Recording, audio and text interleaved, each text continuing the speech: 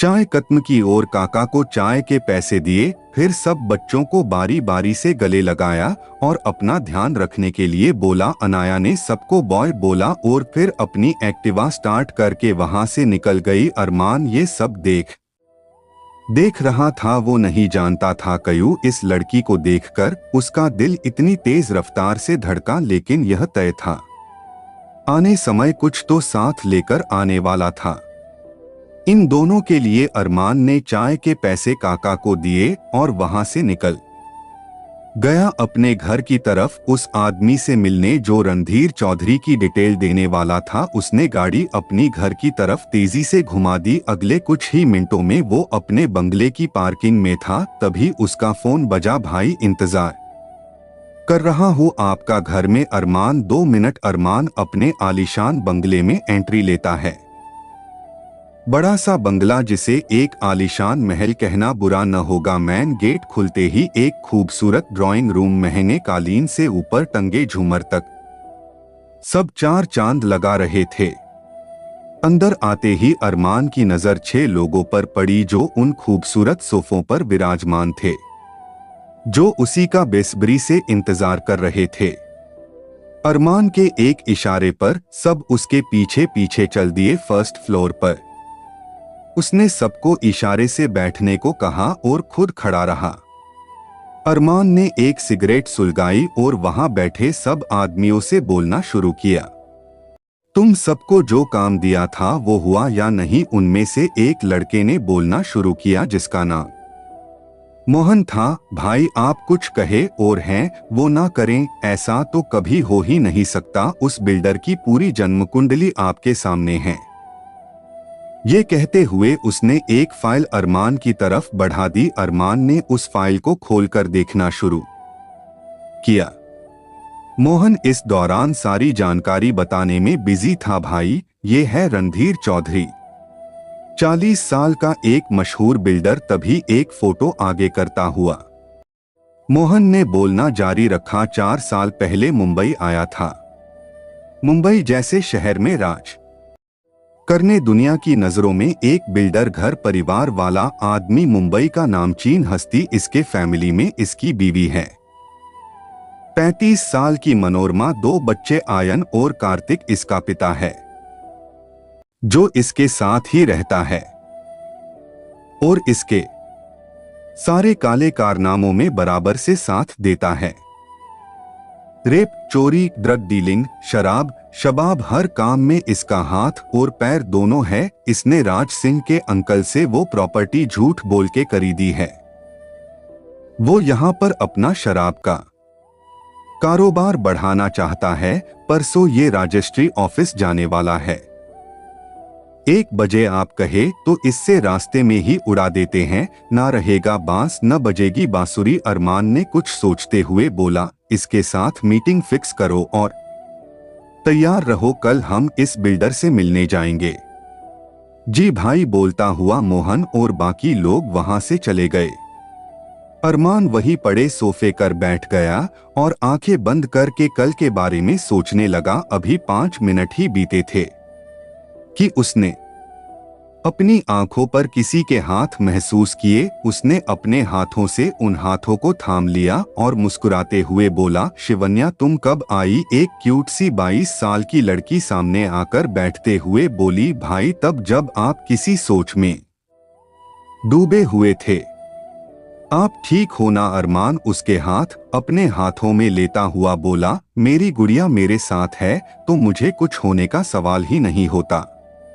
तू कैसी है? तेरी कॉलेज ट्रिप कैसी रही? एंजॉय किया ना? शिवन्या मुस्कुराते हुए बोली, हाँ भाई, बहुत मजे किए, बस आपकी बहुत याद आती थी। मन करता था किसी पंछी की तरह उड़कर आपके पास आ जाऊं। टेंशन होती थी, पता नहीं कि आप मेरे बिना कैसे रह रहे होंगे। खाना टाइम पर खा रहे हो या नहीं? टाइम पर घर आते हो नहीं? मिस यू अलॉट भाई। ये कहते हुए शिवन्या अरमान के गले लग गई। अरमान ने भी उसके सर पे प्यार से हाथ फेरा और बोला, मेरी ताकत है। तू अब बच्चे के तरह रोएगी तो मुझे कौन संभालेगा? शिवन्या अरमान से बोली, भाई मैं रो नहीं रही हूँ, अरमान सच में, उसने ये कहकर शिवन्या का चेहरा अपने हाथों में लिया और सच में शिवन्या की पलकें भीगी थी। अरमान हंसकर, हाँ सच में मेरी गुड़िया रोती नहीं है। बस पता नहीं कहां से उसकी आंखों में नमी आ जाती है। ये सुनते ही शिवन्या हंस पड़ी और अपने भाई के गले लग गई। अरमान भी किसी बच्चे के तरह उसके सर पे हाथ फेरता रहा। तभी शिवन्या खड़ी हुई और अरमान से बोली, जल्दी जाइए भाई, आप और फ्रेश होकर जल्दी नीचे आइए, मैं आज आपकी पसंद का खाना बनाऊंगी। अरमान किसी बच्चे की तरह सर हाँ में हिलाता हुआ अपने कमरे की तरफ बढ़ गया। दूसरी तरफ अनाया घर जाने से पहले एक आइसक्रीम पार्लर में गई और अपने भाई के फेवरेट आइसक्रीम पैक करवाई और घर आ गई। एक्टिवा पार्क करते हुए वो मेन डोर की तरफ बढ़ी ही थी कि उसने देखा अमित ने बिना कुछ बोले गेट खोल दिया। उसके बिना बेल बजाए अमित बिना कुछ बोले मुस्कुराते हुए उसके गले लग गया। अमित, कांग्रेस दी में बहुत खुश हूं आपके लिए। अनाया हैरानी से उसकी तरफ देखती है। अमित अनाया को अंदर लाकर बिठाता है और बोलता है, अपूर्वा दी का फोन आया था, उन्होंने बताया कि आज ऑफिस में क्या हुआ। अनाया मन में सोचती है, इस अपूर्वा की बच्ची ने सारे प्लान का सत्यानाश कर दिया। अनाया ने अमित की तरफ आइसक्रीम का डब्बा बढ़ा देती है और बोलती है, तेरी फेवरेट आइसक्रीम। अमित ने वो डब्बा लिया और किचन में जाकर फ्रिज में रख देता है। अनाया ने ये देखकर पूछा, खानी नहीं है क्या? अमित ने उसके पास बैठते हुए कहा, खाना खाकर दोनों भाई साथ में बैठकर खाएंगे, बहुत भूख लगी है। दी कुछ बनाओ ना। दी अनाया ने उसके सर पे हाथ फेरते हुए बोली, तू फ्रेश होकर आ, मैं फटाफट खाना बनाती हूँ। अमित अपने कमरे में चला जाता है और अनाया अपने कमरे में जाकर फ्रेश होती है और जल्दी से किचन में आकर खाना बनाने लगती है।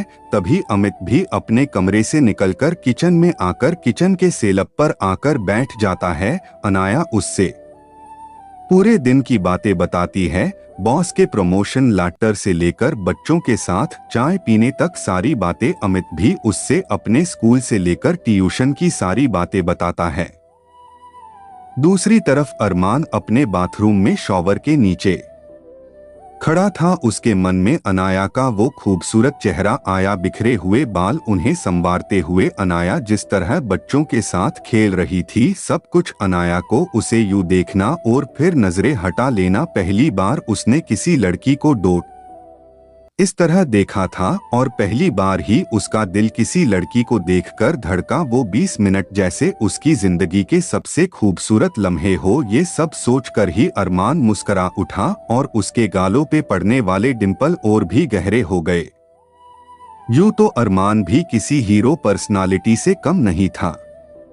6 फुट 4 इंच हाइट, दूध जैसा गोरा रंग, पूरे बॉडी की बनावट ऐसी कि किसी भी प्रोफेशन मॉडल को भी पीछे छोड़ दे। उसकी गर्दन से शुरू होकर पूरी पीठ को कवर करता हुआ महाकाल का टैटू जो उसकी पर्सनालिटी में 4 चांद लगा था, और झील से भी गहरी उसकी नीली आंखें जो भी उनमें एक बार देख ले गुम हो जाए। कुल मिलाकर किसी को अपनी तरफ अट्रैक्ट वाली पर्सनालिटी। अरमान जल्दी से अपनी सोच से बाहर आया और जल्दी से कपड़े पहनते हुए नीचे की तरफ चल दिया। वो जानता था शिवन्या उसका इंतजार खाने की टेबल पर कर रही होगी।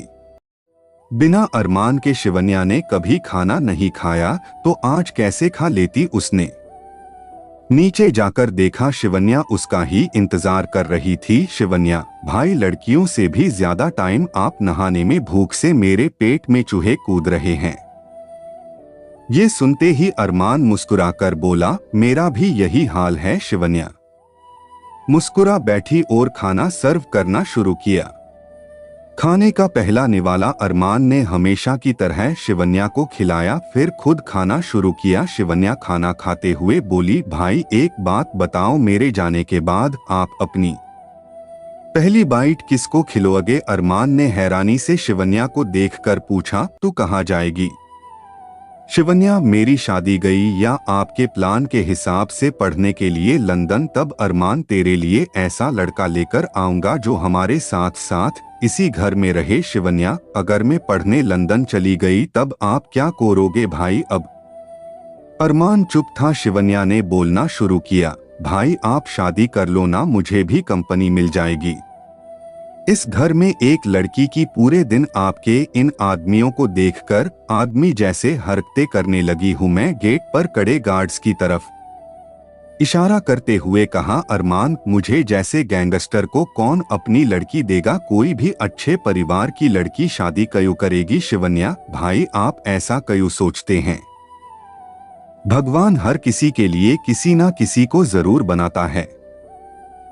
आपके लिए भी कोई होगी जो आपका इंतजार कर रही होगी। अरमान ने हंसते हुए जवाब दिया। अच्छा। शिवन्या माहौल को हल्का करने के मकसद से बोली, वैसे भाई कोई आप में इंटरेस्टेड है? आप कहो तो बात आगे चलाओ। अरमान हैरानी से, कौन? शिवन्या, मोनिका, कंचन, सोफिया, नैना और भी बहुत आपके बारे में पूछती रहती है। कईयों ने तो आपके नंबर भी मांगे पर मैंने नहीं दिया, सोचा आपसे पूछ लूं। शिवन्या अपने दोनों हाथ गाल पे रखते हुए, तो क्या ख्याल है आपका, दे दूं उन्हें आपका नंबर? अरमान स्टाइल से हाथ जोड़ते हुए बोला, नहीं मेरी माँ, ये सब मत करियो। इस बात पर शिवन्या और अरमान दोनों हंस पड़ते हैं।